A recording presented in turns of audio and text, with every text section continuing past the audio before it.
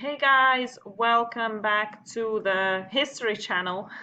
I'm back with lesson 2 in social studies, history, crime and punishment, and we continue with the terrible and torturing Tudors. Okay, guys, learning objective for this lesson is the same as last lesson. I can find out about different punishment methods that were popular during the Tudor period. Right, just remember, guys, we had the Roman Britain. After the Romans, it was the Anglo-Saxons, then it was the Norman era and Plantagenet era, and then it was the Tudors who took over Britain and ruled Britain. So that's what we're learning about right now. So you will be able to tell some key facts about different types of punishments in Tudor Britain at the end of this lesson. You will be able to explain which crimes were thought to be very serious in Tudor Britain, but you should already know from the previous lesson anyway. And you will be able to compare and contrast the Tudor and Anglo-Saxon justice systems, okay? All right, guys, so as a starter, okay, I included the realizing logo icon because this is basically something you should be doing automatically. You already have this knowledge and you will just be completing a quiz using the knowledge from the previous lesson, so it should be pretty easy for you. It's multiple choice. You have to click on Nearpod Student and you will have to enter the code your teacher will provide for you, okay?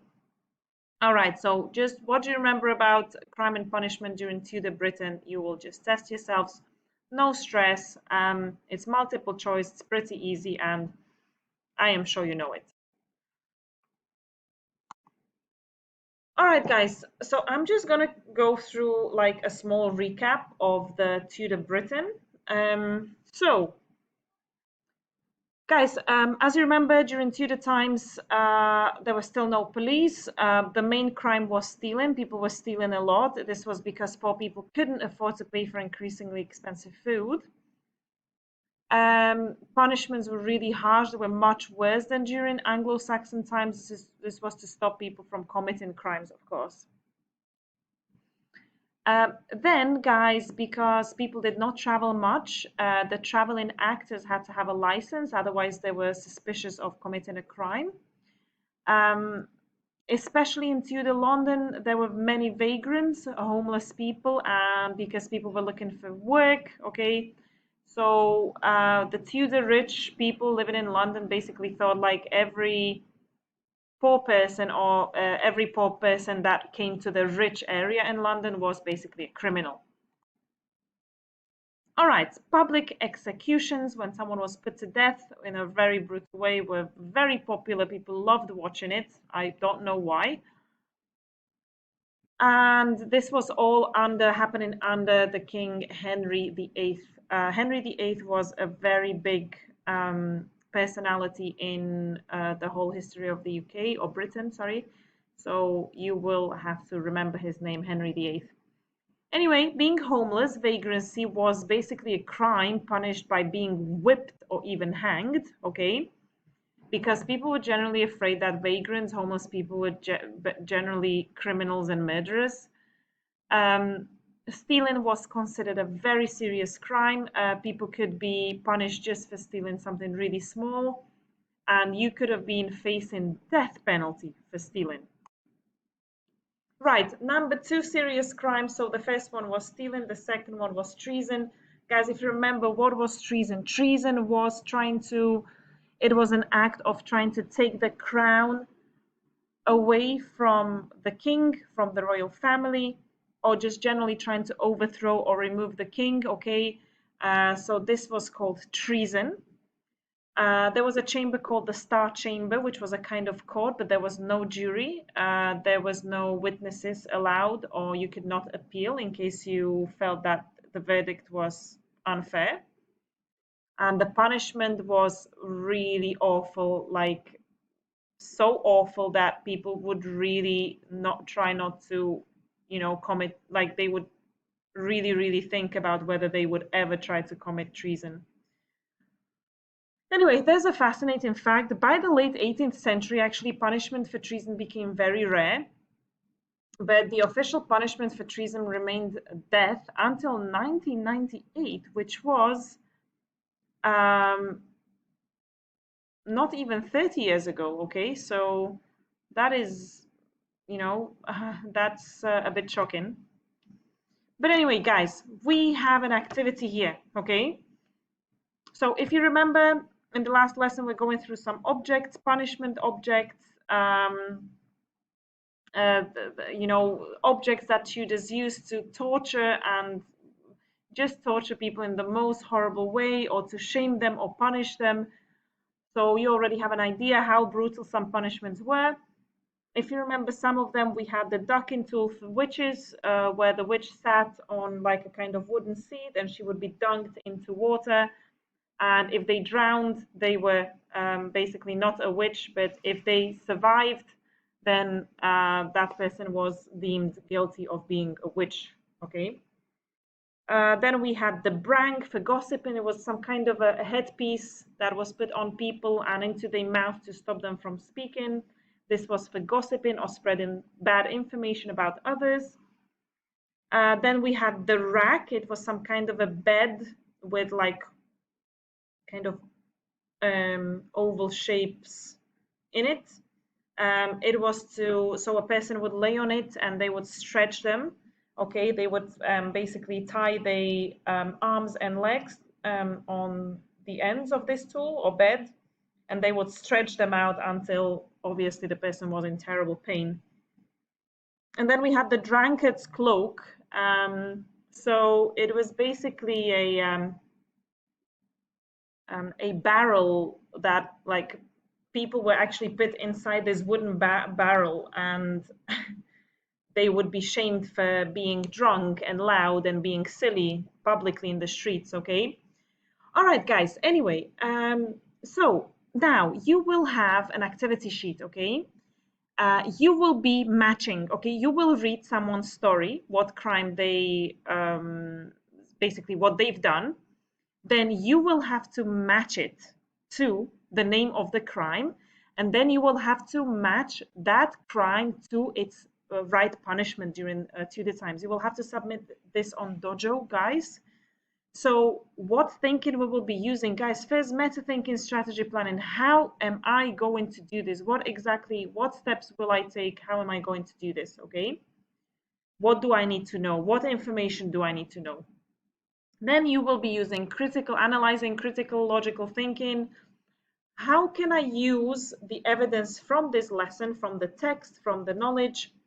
How can I use the knowledge that has been given to you guys in this lesson and the previous lesson to solve, okay, to be able to complete this task, okay? Because you already know some things, guys, so these things may help you complete this task successfully. You just need a bit of critical and logical thinking, okay? All right, guys, so I'm just going to open it to show you how it looks. And just to tell you exactly what, I'm going to give you an example, yeah? Guys, okay, here we have John Brown.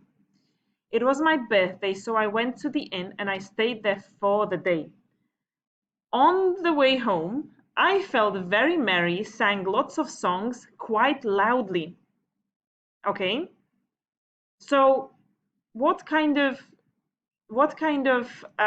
crime was that? That was being drunk in public. Okay, and the punishment for that, if you remember, was the drunkard's cloak. It was the barrel that they put you inside, okay, just to publicly shame you, so people would laugh at you, people would throw food at you. Okay, so that's the drunkard's cloak.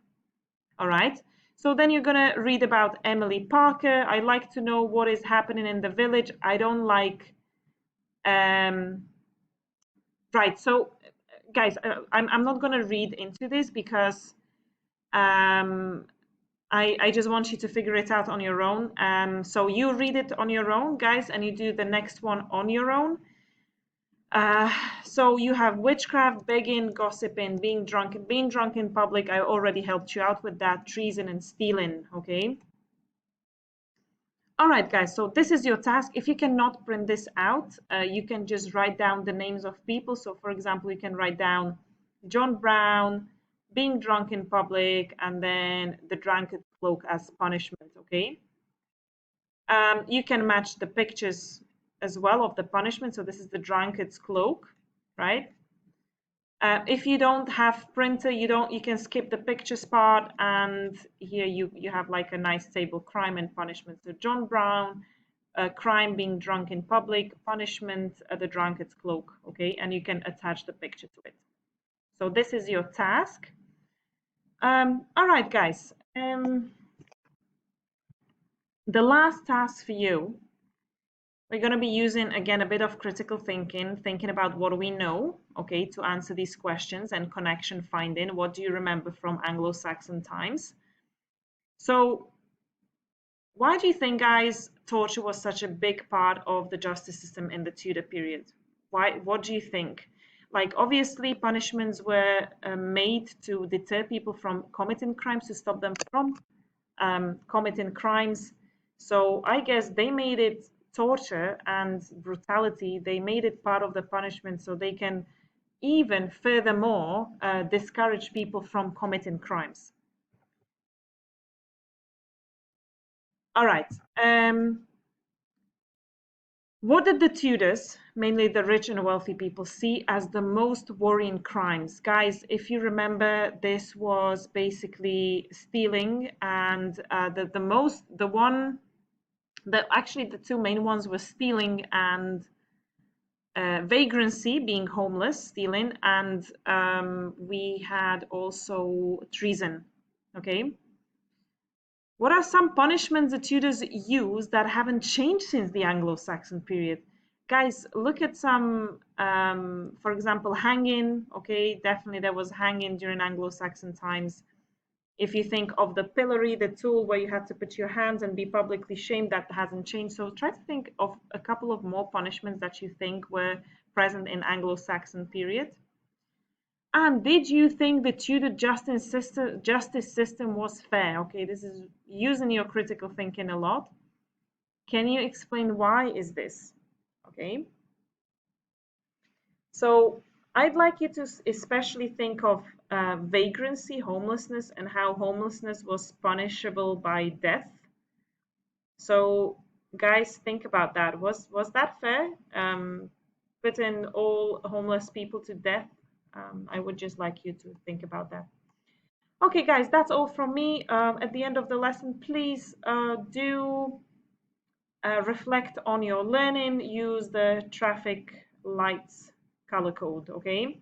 All right, guys, I hope you enjoyed this. Good luck with your activity. It's a nice one, and it should be pretty straightforward and easy. All right, see you next week.